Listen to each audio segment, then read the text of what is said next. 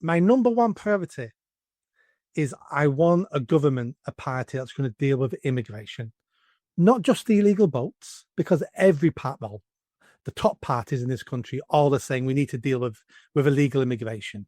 So, but they never do anything about it. I'm talking about immigration as a whole. I'm talking about the million work visas we give out a year. I'm talking about the demographic change of the country. I'm talking about importing the third world that's changing our towns, our cities, and are bringing new problems with them. And there's nothing. I'm not against these individuals.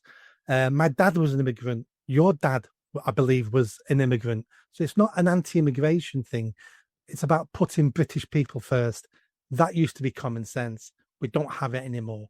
What's your take on that?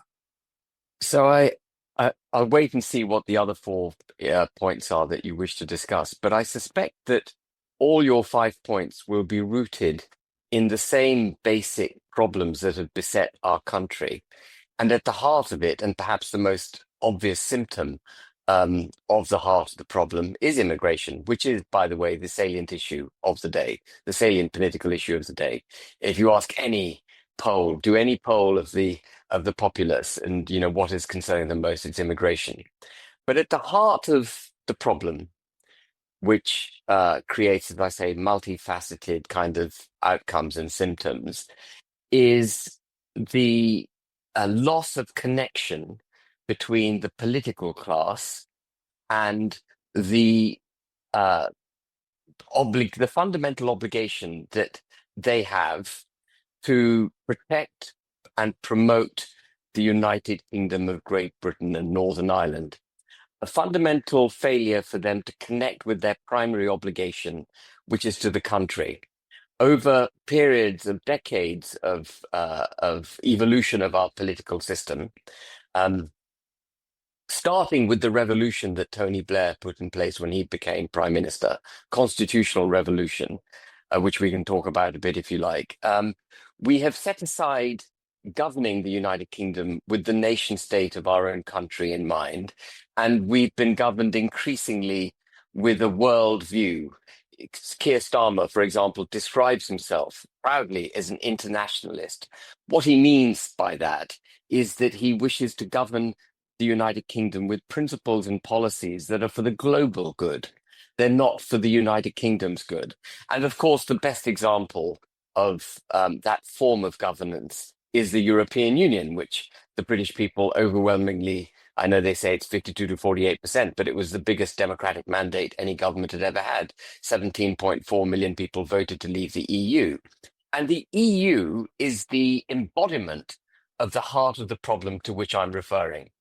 It represents a foreign power, an artificially created foreign power, which has no democratic mandate, which has no constituency of its own, bringing together member states, removing powers from those member states, empowering itself, dumbing down their democracies, and forcing on them agendas which may be in Brussels' best interest or the Commission's best interest, the European Union's Commission's best interest, but certainly not in the interest of those countries.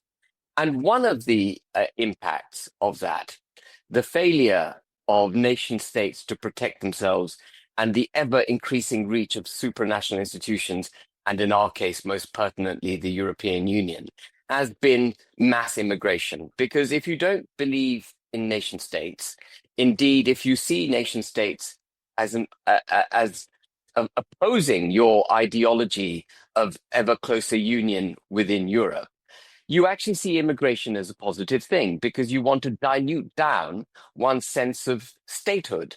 You want to remove that from the populace. And what better way to do that than to have freedom of movement, which is at the heart of the European project? Freedom of movement they sold on an economic basis, but its constitutional cultural implication was the removal of statehood. That's what freedom of movement is. And then we've seen that uh, morph and evolve into mass migration from any part of the world. And again, people like Keir Starmer would have no objection to that because they don't see the British citizens and this country as their primary duty of obligation. They don't see their obligation to them. They see it this kind of amorphous blob that is the world. And I'll digress, but you might be aware that instead of now referring to ethnic minorities in this country, in order to um, try and equate progressive discrimination in favor of ethnic minorities with a kind of democratic sense, they now refer to ethnic minorities as the global majority. And they do that because they're trying to legitimize the discrimination and the benefits that they're affording people who are actually not British in this country. They're trying to say, well, we're governing for the global majority. But we don't want this country to be governed for the global majority. We want this country to be governed for British citizens. And the revolution that Tony Blair kicked off started with the Human Rights Act. And he embodied the European Convention of Human Rights into the fabric of British law.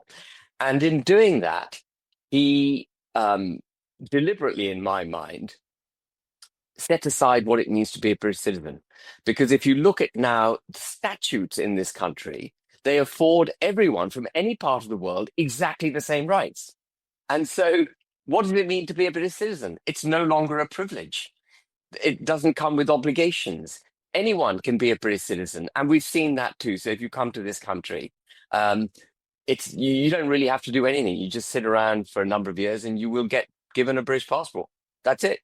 So there's no, the British passport used to be one of the most sought after documents in the world because it represented something. It represented a strong state, a state that understood its history, its position in the globe, was economically powerful, militarily powerful, had a strong Christian cultural rooting to its values and its norms and so on.